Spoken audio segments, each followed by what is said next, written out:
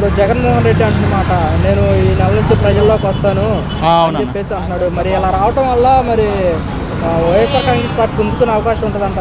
ఖచ్చితంగా ఉందన్న. జగన్ ఈ నెల 29 అనుకుంటా, 29 నుంచి ప్రజలు తిరుగుతాను అంటున్నాడు.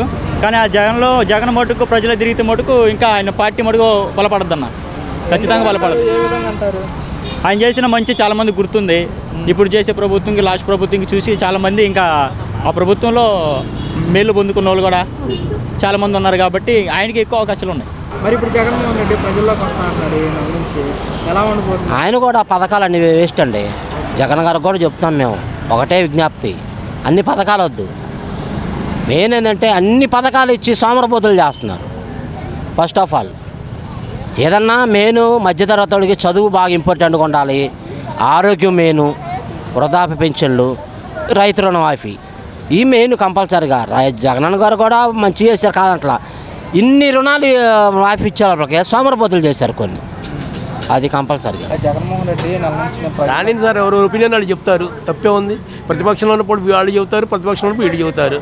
ఎవరు కరెక్ట్గా చేసినా ఏదో ఒక తప్పు అనేది జరగకుండా ఉండదు. ఎవరు చెప్పేది వాళ్ళు చెప్తారు అంతే. వీళ్ళ అధికారులు ఉంటే వాళ్ళు చెబుతారు, వాళ్ళ అధికారులు వీళ్ళు చెప్తారు. కానీ ప్రజెంట్ అయితే ఇబ్బందికరమైన పరిస్థితులు లేవు సార్. అది మరి ఇప్పుడు ఇలా జగన్మోహన్ రెడ్డి ఇలా ప్రజల్లోకి రావడం వల్ల మరి వైఎస్ఆర్ కాంగ్రెస్ పార్టీ అన్న పుంజుకునే అవకాశం ఉంటుందంటారా? ఏమో సార్, నాకు ఐడియా లేదు. కానీ ఎవరి పార్టీ అభిమానం మీద వాళ్ళు ఉంటారు. దాన్ని మనవాటి చెప్తాము. ఇప్పుడు ఇంకా 4.5 ఏళ్ళు ఉన్నాయి దగ్గర. మరి ఈ 4.5 ఏళ్ళలో ఏం జరుగుతుందో ఎవరికి తెలుస్తుంది? కూటమి ప్రభుత్వం వచ్చి 8 నెలలు అవుతుందండి. ప్రభుత్వం పనితీరు ఎలా అనిపిస్తుంది? బాగానే ఉందండి, బాగానే ఉంది. పబ్లిక్లో ఏమంతా ఇబ్బంది ఏం లేదు. పింఛన్లు కరెక్ట్గా అందుతున్నాయి. 1వ తారీఖు అంటే అందరికి ఇస్తున్నారు. అందరికీ నిదానంగా జరుగుతుంది. అందరూ బ్యాడెంలు రోడ్లు అన్నీ బాగుపడ్డాయి. అన్నీ నిదానంగా జరుగుతాయి. ఒకేసారి అన్నీ చెప్పి జరగాలంటే జరగవుగా, అంతే కదండి. కొంతమంది అంటున్నమాట, ప్రభుత్వం వచ్చి 7-8 నెలలు అవుతున్నాయి కానీ మాకు ఇంకా పథకాలు రావట్లేదు, గతంలోనే వచ్చి. సార్ ఎక్కడి నుంచి వస్తాయి సార్? అప్పులు చేసి ఇవ్వాలంటే ఎక్కడి నుంచి ఇస్తారనేది కరెక్ట్ కాదుగా. అప్పులు చేస్తారంటే అది మాకు మళ్ళీ పబ్లిక్ మీదేగా పడుతుంది భారం. అవి మళ్ళీ తిరిగి మనమే కట్టాల్సిందేగా. దానికన్నా ఇవ్వకుండా ఉంటేనే బెటర్. ఎవరు బతుకాలు బతుకుతారు ప్రశాంతంగా. అప్పులు చేసి జనాలు తినేసే కన్నా నిత్యావసర వస్తువులు పెరిగే కన్నా రేట్లు నిత్యావసర వస్తువులకి జనాలకి తక్కువ రేట్లకి ఇస్తే అందరూ బతుతారు, సామాన్యులు కూడా. ఇవాళ ఇస్తారంటే ఎవరి నెత్తులు పడుతున్నాయి, తిరిగి మన నెత్తి పడేది మనమే కట్టాల్సింది. గవర్నమెంట్ మాత్రం ఎక్కడి నుంచి తెచ్చింది? మీ సొమ్ముతో మీకు సోకు చేయడమే అంతే. సీఎం గారు కూడా మొన్న చెప్పడం జరిగింది, ఖజానా చూస్తేనేమో ఖాళీగా ఉంది, మన బీహార్ కంటే దారుణంగా దిగజారిపోయింది. ఇప్పుడు ఆయన కాబట్టి చేస్తున్నాడు సార్, ఇంకోటి వల్ల అయితే ఎవరు కాదండి. అంతకు మించి ఇంకా వేరే చెప్పాల్సిందేం లేదు. కొంచెం ప్రజలు అర్థం చేసుకోవాలంటున్నారు కదా, ప్రజలేమో పథకాల కోసం వెయిట్ చేస్తా అంటున్నారు. సార్ ఊరికి ఇస్తే ఎవరైనా తీసుకుంటారు సార్? మీరు తీసుకోరా, నేను తీసుకోనా? ఊరికినే కావాలంటే ఎక్కడి నుంచి వస్తాయి? అది ఓటు వేయకముందు ఉండాలి సార్. ఓటుకి 2,000 3,000 తీసుకున్నప్పుడు ఏమైంది? ఇది మాకేం వద్దండి, మాకు పథకాలు వద్దు, మేము మీ నిజాయితీ పరిపాలన చేయండి, మాకు రూపాయి అంతా అందరూ తీసుకుంటున్నారు, మేము తీసుకున్నాం. ఇంకా చెప్పేదే ఉంది. డబ్బు తీసుకోకుండా పరిపాలన గెలిస్తే అది ఎవరైనా బాధ్యతగా చేస్తారు. ఆ మాట మనం అడిగించుకోకూడదు, వాళ్ళు చెప్పకూడదు. మీరు సర్వేలు చేస్తున్నారు, మీకేమైనా ఐడియా ఉందా? మరి ఇప్పుడు సీఎం గారు మనకి ముఖ్యంగా చూసుకుంటే అమరావతి పూర్తి చేస్తామంటున్నారు. పూర్తి అయితే ఎలా ఉంటుందంటారు? బాగుంటుందని అనుకుంటున్నాం సార్. భావితరాలకి భవిష్యత్తు బాగుంటుంది. కంపెనీలు వస్తాయని, ప్రాజెక్టులు వస్తున్నాయి, ఏమైనా ఫ్యాక్టరీలు రావచ్చు, ఏమైనా వస్తే మన పిల్లలకి బాగుంటుంది. అలాగే పోలవరం ప్రాజెక్ట్ కూడా అవడానికి కూడా మరి కేంద్రం కూడా నిలుస్తుంది కదండి. నాకు తెలిసినంతలో చెప్తున్నాను సార్. ఇంకో పూర్తి విషయాలుగా రాజకీయంగా మనకు తెలియదు, ఏమి తెలిసినంతవరకు ఏవో అవగాహన ఉన్నంతవరకు చెప్తున్నాం. అది ఇప్పుడు ముఖ్యంగా చూసుకుంటే ఇప్పుడు వాలంటీర్ వ్యవస్థకు వస్తే కనుక వాలంటీర్స్ మమ్మల్ని ఏం కొనసాగించట్లేదు. నాకు ఐడియా లేదు సార్. ఐడియా లేదు సార్. ఓకే, మరి పవన్ కళ్యాణ్ గారిది మాట తీరు కానీ బాగానే ఉంది సార్. ప్రభుత్వం పనితీరు వరస్ట్గా ఉంది. ఇటువంటి ప్రభుత్వం నా 60 ఏళ్లలో 70 ఏళ్లలో ఎప్పుడు చూడలేదు. వరస్ట్ తాలిబాన్ల ప్రభుత్వం లాగా ఉంది. తాలిబాన్లు, ఆంధ్ర తాలిబాన్లు అట్లా ఉంది. అంత వరస్ట్. ఏది అన్ని రేట్లు పెంచేయడం, బెదిరించడం, దౌర్జన్య కాండ చేయడం తప్ప ఏం లేదు. ధర్మం అడిగితే పోలీసులు కూడా అధికార పక్షం అన్నమాట కుక్కల్లాగా వాళ్ళమ్మట తిరుగుతున్నారు. పోలీసులు కూడా న్యాయంగా లేదు. కూటమి ప్రభుత్వం వస్తే అన్ని నిత్యావసర ధరలు మొత్తం తగ్గిస్తామని ఏం తగ్గుతుంది? పెంచారు. అంత వాళ్ళ చేతిలో పనిలే కదా, అంతా పెంచారు. ఏమి ఇది లేదు. పథకాలు అనేది బోగస్, పథకాలు అనేవి బోగస్ మాట.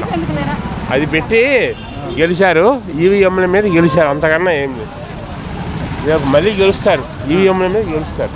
మరి ఇప్పుడు జగన్మోహన్ రెడ్డి ప్రజల్లోకి వస్తాను అంటున్నాడు కదా, ప్రజలకు రావాలి. మరి ఎవరు ఆయన ఇవ్వాలంటే ప్రజలందరూ కూడా బలంగా ఉండి ప్రజలందరూ కూడా తీసుకురావాలి. ఇప్పుడు ఇక మోసపోయాము కాబట్టి చేయకూడదు అని అప్పటికి ఏమేమో తాయిలాలు చూపిస్తారు. ఆ తాయిలను కష్టపడి వీళ్ళు ఓట్లేస్తారు, మళ్ళీ అనుభవిస్తారు. అంటే ఇప్పుడు చంద్రబాబు నాయుడు గారు చెప్పిన పథకాలు చూసి ఓట్లేసారంటారా? ఆయన పథకాలు మోసపోయారు, పథకాలు చూసి ఏం లేదు, మోసపోయారు. వాళ్ళకి తెలుసు, అది ఇవ్వడానికి తెలుసు, కానీ అలా మోసపోయారు. అంటే మోసపోవడం అంటే అవి మోసపోవడం కాదు, ఈవీఎంల మీద గెలిచారు వాళ్ళు. జగన్మోహన్ రెడ్డి గారు కూడా అన్నమాట, మేము ఇచ్చిన పథకాలు ఇంకా ప్రజలు గుర్తుపెట్టుకున్నారు. అవును, గుర్తుపెట్టుకుంటారు, కరెక్ట్. అవి గుర్తుపెట్టుకుంటారు. ఎందుకంటే ఆయన ఇచ్చిన హాస్పిటల్లో ఈ రోజున మందుల్లో దూది కూడా మందు లేదు. ఎలా అనిపిస్తుంది? కూటమి తీరు ప్రభుత్వం అంటన్నా ఇక మనం చూసుకున్నట్లయితే లాస్ట్ ప్రభుత్వమే బాగుందన్న. అంటే మనకి అందుబాటులో అవసరాలు కానీ, సరుకులు కానీ, విద్యాదీవెన కానీ ఇవన్నీ మనకు బాగా వచ్చేటి. ఈ ప్రభుత్వం కూడా చేస్తుంది, కానీ సకాలంలో సరిగ్గా జరగట్లా. అంటే జీతాల విషయంలో కూడా చూసుకుంటున్నా లాస్ట్ ప్రభుత్వం కొంచెం నిదానంగా వేసేది, కానీ ఇప్పుడు గవర్నమెంట్ కూడా జీతాల వల్ల కూడా చాలా ఇబ్బంది పడుతున్నారు గవర్నమెంట్ ఉద్యోగులు. అదన్న గతంలో ఎలా ఉండేది మీ స్టూడెంట్స్? గతంలో స్టూడెంట్స్ చాలా బాగుండేదన్న. అంటే పడేది కరెక్ట్గా విద్యా దీవెన, కానీ ఈసారి కొంచెం లేట్గా పడడం, ఇబ్బందులు ఎదురవుతుంది. అంటే ఇప్పుడు కూడా పడుతున్నాయి, ఎస్సీ క్యాండిడేట్స్ పడుతున్నాయి అంటున్నారు కదా, అది ఎంతవరకు నిజమో తెలియదన్న. కానీ పడుతూనే అంటున్నారు, కానీ ఇంకా ఏమైతే అనుకోవట్లేదు. లాస్ట్ ప్రభుత్వంలో అయితే పర్లేదన్న. మీకు పడ్డాయా లాస్ట్ ప్రభుత్వం? లాస్ట్ ప్రభుత్వంలో పడ్డాయన్న. ఎన్నిసార్లు పడ్డాయి మీకు? లాస్ట్ ప్రభుత్వంలో నేను డిగ్రీ చేసేటప్పుడు నాకు పడ్డాయన్న, అన్నిసార్లు పడ్డాయి నాకు. ఎలా అనిపిస్తుంది? ఇంకా బెటర్గా చేస్తే బాగుంది అనిపిస్తుంది. ఇప్పుడున్న దానికంటే ఇంకా బెటర్గా చేస్తే ఇంకా చాలా బాగుంటుంది అనిపిస్తుంది. ఇప్పుడు గత ఐటీ మినిస్టర్కి గల తేడా అంటే మీరేం చెప్తారు? గతంలో ఐటీ మినిస్టర్ అంటే గతం ఐటీ మినిస్టర్ కన్నా ఇప్పుడు పర్లేదు. అంటే ఆయన కూడా బాగా చేసేటోడే, కానీ ఇక మనకి ఎక్కువ ఈ పరిశ్రమలు ఇక వస్తే ఇంకా మాలాంటి విద్యార్థులు ఇంకా బాగుపడవచ్చు, ఉద్యోగాల ద్వారా కానీ దానివల్ల. మరి ఇప్పుడు ముఖ్యంగా చూసుకుంటే కనుక పిల్లలకి, స్టూడెంట్స్కి తల్లికి వందనం అన్నారు. అవును. అయితే ఈ పథకాలు అమలు చేయాలంటే కొంచెం టైం పడుతుంది అని చెప్పేసి కూడా అంటున్నమాట, మీరేమంటారు? ఫస్ట్ టైం రాగానే వేస్తామన్నారన్న, ఆ మాటే లేదు. ముందు ఆ తల్లికి వందనం అమ్మఒడైనా దానైనా అమలు చేస్తే బాగుండన్న. జగన్ అమ్మఒడి అని చెప్పాడు, దాన్ని కరెక్ట్గా చేశాడు. కొంచెం లేట్ అయినా కానీ కరెక్ట్గా వచ్చాయి. కానీ ఇప్పట్లో ఇంకా ఆ మాట అనుకోవట్లేదు కదా. కొంచెం జగన్మోహన్ రెడ్డి ప్రజలకు పథకాలు పెట్టేసి కొంచెం ఖజానా ఖాళీ చేశాడు, సో అందువల్ల మేము వేయలేకపోతున్నాము, ప్రజలు కొంచెం అర్థం చేసుకోవాలంటున్నారు. అంటే వీళ్ళు కూడా మాట ఇచ్చారు కదన్న, మేము రాగానే నిన్నే చేస్తాను, ఆ మాట ప్రకారం ఉండాలి కదా. చేయలేనప్పుడు ఇవ్వకూడదు కదా అలాంటి. మరి ఇప్పుడు చెప్పిన పథకాలు అమలు చేయకపోవడం క్రమంలో లేట్ అవుతుంది కదా. అవును. ప్రజలకు మరి ఏమన్నా వ్యతిరేకత ఏమన్నా వచ్చే అవకాశం ఉంటుంది? ఇప్పటికే వ్యతిరేకత వచ్చిందన్న, ఇప్పటికే వ్యతిరేకత వచ్చింది. ఇంకా రాను కూడా ఇంకా పెరగద్దేమో వ్యతిరేకత. అది రాకుండా ఉండాలంటే వీళ్ళు ఇంకా ఇప్పటి నుంచి ఇంకా ఎక్కువ అమలు చేస్తే బాగుండు. ఓకే. మరి వైఎస్ఆర్ కాంగ్రెస్ పార్టీ నుంచి ఎంపీలు కానీ వాళ్ళ ఎమ్మెల్యేలు కానీ రాజీనామాలు చేసుకుంటూ పోతున్నారు. పార్టీ చూస్తేనేమో మరి సంఖ్యాబలం లేదు, 11 సీట్లకే పడిపోయింది. మరి భవిష్యత్తులో ఎలా ఉండబోతున్నారు? అంటే ఆయన పార్టీ పెట్టినప్పుడు కూడా ఒక్కడే పెట్టాడన్న. ఆయనకి ఎమ్మెల్యేలు ఇవన్నీ అవసరం. ఆయన పార్టీ ఆయన నమ్ముకుంటాడు, ఫస్ట్ ప్రజలు నమ్ముకుంటాడు, ముందు దేవుడు నమ్ముకుంటాడు, తర్వాత ప్రజలు నమ్ముకుంటాడు. అదే ఆయన బలం, అంతే. ప్రజలు ఆయన బలం, ఎమ్మెల్యేలు ఇవన్నీ ఆయనకి అనవసరం. మరి భవిష్యత్తులో ఎలా ఉండబోతుంది అంటారు వైఎస్ఆర్ కాంగ్రెస్ పార్టీ? భవిష్యత్తులో అన్న ఈసారి జగనే రాబోతుడు అన్న. ఎందుకని, ఏ విధంగా చెప్పగలుగుతారు? అంటే ఆయన చేసిన పాలన అలా ఉంది లాస్ట్ ఇయర్. అంటే జగన్మోహన్ రెడ్డి ప్రజలకు ఏమి పథకాలు అందించలేదు కాబట్టి మా కూటమి ప్రభుత్వానికి పట్టం కట్టారంటారు. అదేం లేదన్న, లాస్ట్ సంవత్సరం జగన్ బాగానే అందించాడు, కానీ ప్రజల్లో అది ఎక్కువ తెలుసుకోలేకపోయారు ప్రజలు. అంటే వీళ్ళు ఇంకా ఎక్కువ హామీలు ఇచ్చారు కదా, ఆ హామీల వల్ల వీళ్ళు ఇంకా చేస్తారని నమ్మకంతో ప్రజలు వీళ్ళకి ఓటేశారు. ఓకే. కూటమి ప్రభుత్వం ఎక్కువ హామీలు ఇవ్వడం వల్ల ఇటువైపు ఓటేశారు. ఓకే. వైఎస్ఆర్ కాంగ్రెస్ పార్టీకి సంబంధించి జగన్ కానివ్వండి, వాళ్ళ కార్యకర్తలు, ఎమ్మెల్యేలు కానివ్వమాట, మా ప్రభుత్వం కనుక వస్తే అన్ని పథకాలు అమలు చేసేవాళ్ళమే, మేము వస్తే కనుక చేసేవాళ్ళమే, మా పథకాలు ఇంకా గుర్తుపెట్టుకుంటున్నారు అంటారు. నిజానంటారు? అది ఖచ్చితంగా వాస్తవం అన్న, 100% వాస్తవం. ఒకవేళ లేట్ అయినా కానీ ఖచ్చితంగా అమలు చేసేటోడు. అంటే వైఎస్ఆర్ కాంగ్రెస్ పార్టీ అధికారంలో ఉన్నప్పుడు వాళ్ళ అనుకూలంగా ఉన్న వాళ్ళకి, వాళ్ళ నాయకులకే వాళ్ళకి ఇచ్చారని చెప్పేసి కూడా అంటున్నారు. నిజానంటారా? అది అవాస్తవం అన్న. అంటే ఆ ప్రభుత్వం కాకపోయినా కానీ వాళ్ళకి కూడా ఇచ్చేటోళ్ళు. మా సైడ్ మేము చూసాం కదా, వాళ్ళ ప్రభుత్వం కాని వాళ్ళకైనా కానీ అప్పుడు ఇచ్చేటోళ్ళు. కానీ ఇప్పుడు ఏమన్నా ఇప్పుడు నాకేంటి పెద్దగా అనిపించలేదు. నా కూటమి ప్రభుత్వం పనితీరు ఎలా అనిపిస్తుందంట మీకు? బాగానే ఉంది కానీ అదే కొద్దిగా అమ్మఒడి పిల్లలకి అన్నీ చేస్తే బాగుంటుందని. ఆయన అయితే జగన్ ఇచ్చాడు కాబట్టి పిల్లలు చదువుకుంటున్నాను కానీ వాడికి ఇబ్బంది లేకుండా ఉంటుందండి. అది ఇల్లు ఒకటి పేదవాళ్ళకి ఇల్లు ఇస్తే కొద్దిగా బాగుంటుంది కదా అని. అంటే జగన్మోహన్ రెడ్డి పథకాలు అందరికీ పెట్టేసి ఇచ్చేసాడు. సో దానివల్ల ఖజానా చూస్తేనేమో ఖాళీ అయింది, అందుకోసం పథకాలు అమలు చేయలేకపోతున్నాం, కొంచెం టైం పడుతుందని అంటున్నారు కదా.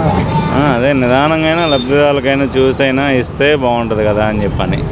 అది అదే దానికోసం. మరి ఇప్పుడు పథకాలు చెప్పే ఇంప్లిమెంట్ చేసే గ్యాప్ వస్తుంది, ప్రజలకు మరి ఏమన్నా వ్యతిరేకత ఏమన్నా వచ్చే అవకాశం ఉంటుంది? అదేం లేదు కానీ డెవలప్ ఉండేది బాగా జరుగుతుంది. అమరావతి అయిపోయింది, ముందు అమరావతి అంతా డెవలప్ అయితే బాగా మన కంపెనీలు అవి కానీ వచ్చినాయి అనుకో, ఉద్యోగాలు కానీ అవి కానీ బాగా వస్తాయి.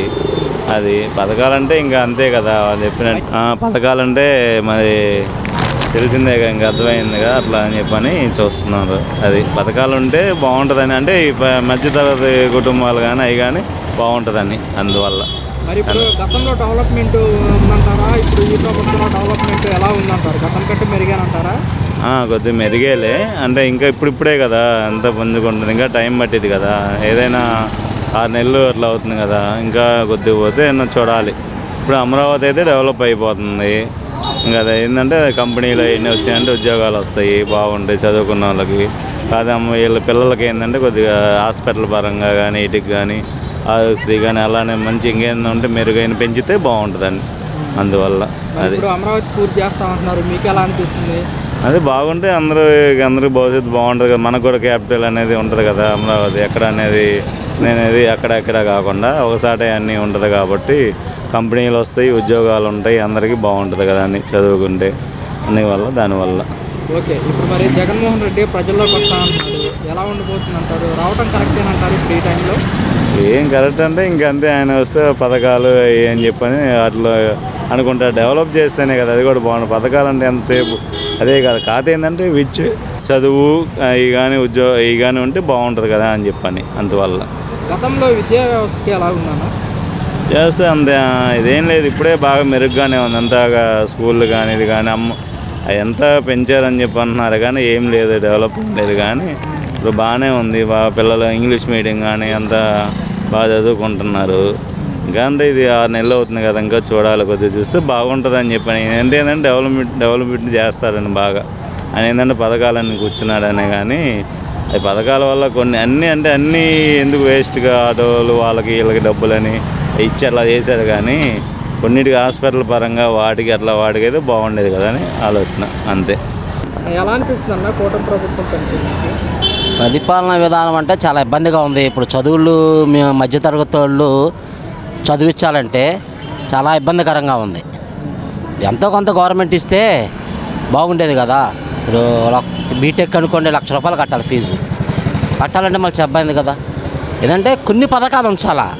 ఏదంటే చదువు ఒకటి, ఆరోగ్యం ఒకటి, రైతు రుణమాఫీ ఒకటి, వృద్ధాప్య పింఛన్లు అన్నీ అవసరం లేదు.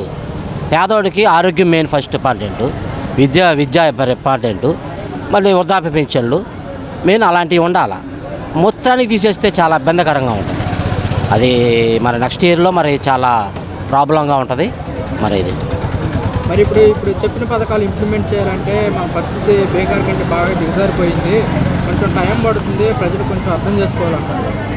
అది ఎందుకు మరి ఆయన అప్పులు చేసి ఇచ్చాడు కదా. మరి మెయిన్ ఇవన్నీ ఇవ్వాలా. గ్యాస్ సిలిండర్లు ఎందుకండి, ఉచిత బస్సులు వద్దు, పిచ్చి పథకాలు వద్దు, మంచి పథకాలు కావాలా. ప్రజలు సామాన్యుడు బతికేవాడికి మంచి పథకాలు కావాలి. అది పిచ్చి పథకాలు ఇచ్చి అప్పులు చేసేసి మనల్ని ముంచేస్తే అట్టాగా మనమే ఇబ్బంది పడేది. సామాన్యుడు ఇప్పుడు ప్రైవేట్ హాస్పిటల్ కంటే వెళ్ళలేడు కాబట్టి ఆరోగ్యం మెయిను, చదువు మెయిను, రుణమాఫీ, రైతు రుణమాఫీలు అలాంటివి అయితే మరి బెనిఫిట్ బాగుంటుంది. అంటే ఆర్థిక పరిస్థితి కొంచెం పుంజుకోగానే రైతులకి ఎప్పుడు పుంజుకుంటుంది? ఇంకా ఈ మధ్య దుకాణాలు అయితే ఎక్కువైపోయినాయి కానీ ఇంకెప్పుడు పుంజుకుంటుందండి. ఏంటంటే మాటలు ఇవ్వకూడదు, అలాంటప్పుడు ఆపేయాల. మాట ఇచ్చి మాట తప్పకూడదు ఎప్పుడు కానీ. అది ఓకేనా? మరి ఇప్పుడు గత ప్రభుత్వంలో చూసుకుంటేనేమో వాలంటీర్ వస్తుంది, ఈ ప్రభుత్వంలో వాలంటీర్ వాలంటీర్ వ్యవస్థ ఉండాలండి. ఇప్పుడు సామాన్యుడిగా ఇన్కమ్ ట్యాక్స్ సర్టిఫికేట్ కావాలి, క్యాస్ట్ సర్టిఫికేట్ కావాలి. ఇప్పుడు ఎంఆర్ఓ చుట్టూ తిరగాలంటే చాలా రోజులు పట్టిద్దిగా. వీళ్ళు అనుకోండి వారం రోజుల లోపలే ఇచ్చేస్తున్నారు. అది మటుకు బెనిఫిట్టే వాలంటీర్ మటుకు. ఏంటంటే ప్రతిదీ ఏదైనా కావాలంటే వాళ్ళ దగ్గరికి వెళ్తున్నాం, ఏదైనా సమస్య కావాలని చెప్తున్నాం, క్లియర్ అయిపోతుంది. వాలంటీర్లు ఉండాలా. గవర్నమెంట్ ఆఫీసుల చుట్టూ వాళ్ళ ఆఫీసులు వస్తారు, రారు, చెప్పలే మనం వెళ్తే ఆయనకి ఉండమంటారు. అది చాలా ఇబ్బంది. వాలంటీర్ మట్టుకు ఉండాలా. గతంలో వాలంటీర్ వ్యవస్థ మీ ప్రజలకి ఎలా సేవలు చాలా బాగుందండి. కరోనా టైంలో కానీ ప్రతిదీ మన బుడవేరు వచ్చినప్పుడు కానీ చాలా బాగుంది. వండర్ఫుల్ వాలంటీర్ వ్యవస్థ. దాని మీద డోకా లేదు. వాలంటీర్స్ కూడా అంటున్నమాట మమ్మల్ని ఎన్నికల ప్రచారాల్లో కొనసాగిస్తామన్నారు, తీరా వచ్చిన తర్వాత మమ్మల్ని అది ఆయన ముఖ్యమంత్రి గారు చంద్రబాబు గారికి వదిలేద్దాం ఆ మాటకి. అవసరం అయిపోయినప్పుడు అవసరం తిన్నాక ఒక మాట్లాడితే అది కరెక్ట్ కాదు. అంటే వైఎస్ఆర్ కాంగ్రెస్ పార్టీ జగన్మోహన్ రెడ్డి వాలంటీర్స్ని ఇన్వాల్వ్ చేయలేదు అని, అందువల్ల మేము కొనసాగించలేకపోతున్నాం, వాళ్ళకి జీవోలనే లేరు అంటారు. ఎందుకు లేదు? ఇప్పుడు ఉపయోగించుకున్నారు కదా, వాలంటీర్ వాళ్ళని చక్కగా ఉపయోగించుకున్నాడు ఆయన వ్యవస్థలో. ప్రతిదీ ఏదైనా కావాల్సి వస్తే ప్రతిదీ కంపల్సరీగా వాళ్ళని చాలా ఉపయోగించుకున్నారు. దానిలో ప్రాబ్లం లేదు. అది